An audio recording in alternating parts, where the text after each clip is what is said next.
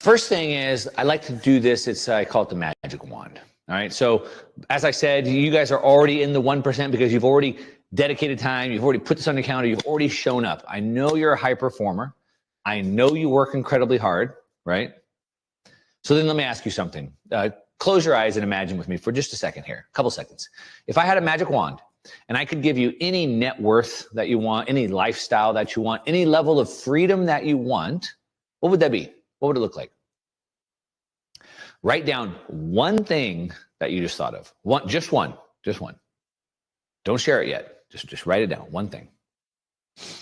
Okay? Got it? Good. Now hold on to that. Okay, we're going to come back to that. But did you notice something? Because when I ask people what they want, nobody says, I want to work harder. What you probably wrote down, if I'm guessing, because I've done this a bunch, you probably wrote down time. You probably wrote down time freedom. You probably wrote down options, security. Maybe some of you said you wanted to travel. You want time with your family. Right? But here's the problem. When I ask you what you're doing to get there, what are you going to say? Think about it. You say, I'm working harder. I'm trying to earn more money. I'm trying to save more. I hope that my retirement account, my 401k grows. I hope Mark gives me some good investment tips here so I can grow my wealth. That's what you're thinking, right? But do you see the disconnect? What you really want, I bet 99% of you said time or time freedom. That's what you want, time. But right now you're trading more time for more money. You want freedom, but you're building a system that requires you to keep working in order to maintain the system. And so something's broken here. Now, what's broken is not you. Don't worry, you're not broken. Here's what's broken. You're imagining life, or I should say not imagining, you're managing your life through a P&L, profit and loss. If you have a business, you have a profit and loss statement you look at every month, at least you should, you better. But even as a household, you have a budget, you sit down, hey, here's how much income we had coming in, here's how much expenses we had going out. And so we manage our life like a P&L, profit and loss.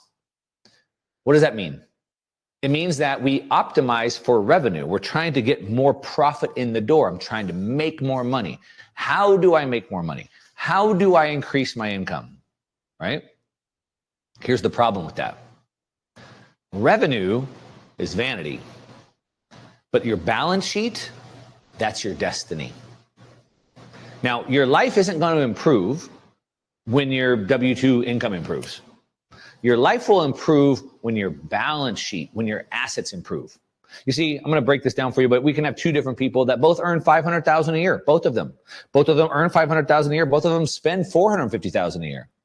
But they live in two different completely universes. One maybe builds up a net worth of, say, $200,000. The other one could build up a net worth of $500,000.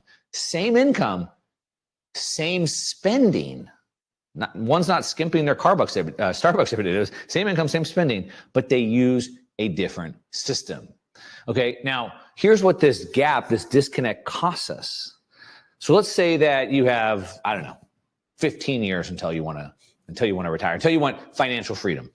I like to call financial freedom because I don't ever plan to retire. I don't think we were meant for retirement, but we'll call that financial freedom. So on the income game, I'm saving $50,000 a year. I'm investing that. I'm getting above average returns of, let's call it 8%. That's above average. Ray Dalio's fund, Bridgewater Capital, all-weather portfolio does about 7.6 over the last 2 decades. The most popular 60-40 portfolio is about a 6.4%, but let's call it 8. So if I did that, if I was able to put $50,000 away per year, making above market rates at 8%, and I did that for 15 years, that's about $1.5 million. It's pretty good.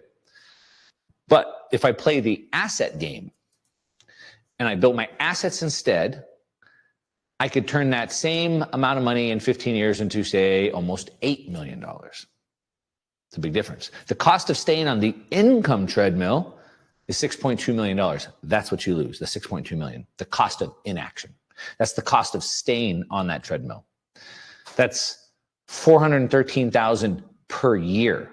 That's $34,000 per month. That's $1,100 per day.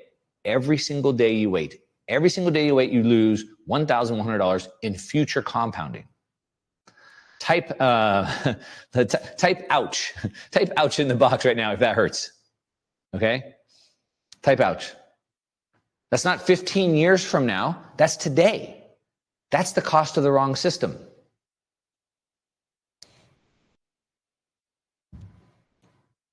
Ouch, ouch. There we go. Okay, I see it. You guys are feeling that. All right, now, you already know that the wealthy play a different game. Right now, as we're talking, Michael Saylor's given a press release for Q4 numbers of his company, MicroStrategy. We're going to talk about what he's done, and he didn't create this, but you know that he's playing a different game, and I'm going to give you an example. So Michael Saylor ran a company called MicroStrategy. It was a software company, and you can listen to him on multiple podcasts talking about how for 2 decades he tried to grow the business. He said he went around the world 10 times. He hired people, he fired people. No matter what he did, he couldn't get the revenue up.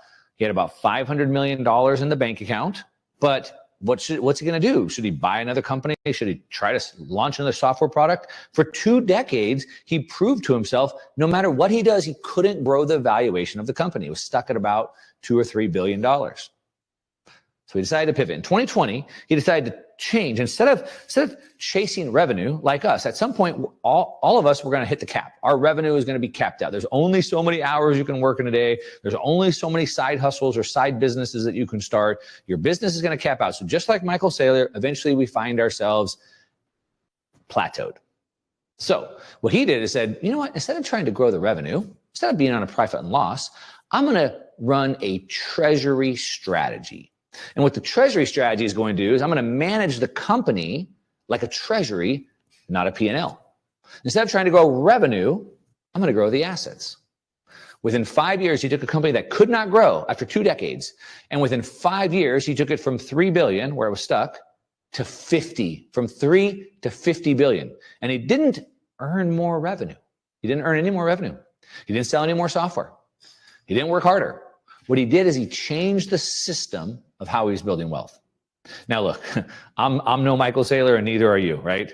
Neither of us probably have $500 million sitting around in a bank account. But what we do have is we have access to the same 3 moves that he used.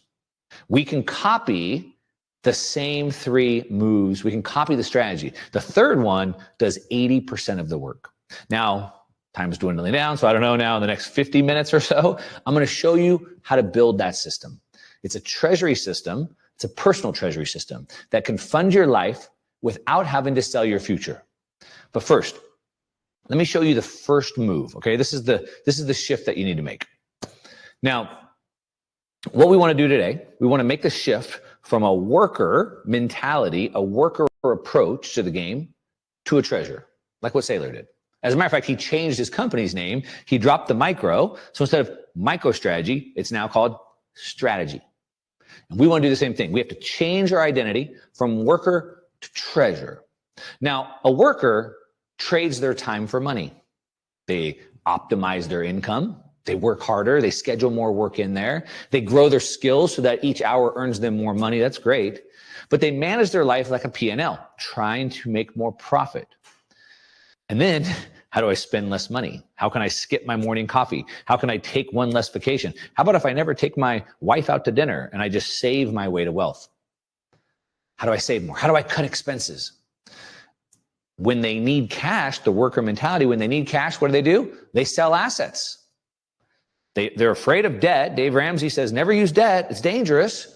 And they're working on a 40-year retirement plan. A 40-year retirement plan. That plan requires them to keep working forever to maintain it. Now, the treasurer on the other side, their assets work 24/7. Whether they work or not, the assets are working.